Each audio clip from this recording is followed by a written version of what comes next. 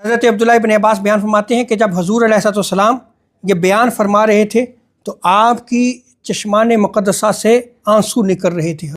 سنیں حضور علیہ السلام نے کیا ارشاد فرمایا۔ حضور نے ارشاد فرمایا کہ جو شخص اپنے بھائی کی حاجت پوری کرنے کے لیے چلا یہاں تک کہ اس کی ضرورت حاجت کو وہ پورا کر دیتا ہے تو حضور علیہ السلام ارشاد فرماتے ہیں اس کے لیے یہ عمل 10 سال کے اعتکاف سے زیادہ بہتر ہے۔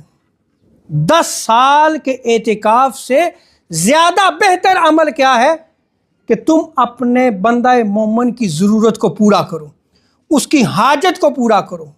اور اسی کے متصل حضور علیہ السلام نے پھر ارشاد فرمایا سنو، جس نے اللہ تبارک و تعالیٰ کو راضی کرنے کے لیے ایک دن کا اعتکاف کیا، اللہ تبارک و تعالیٰ اس کے اور آگ کے درمیان 3 خندقیں بنا دے گا، اور ایک خندق کے درمیان زمین اور آسمان کے برابر جو ہے وہ دوری ہوگی۔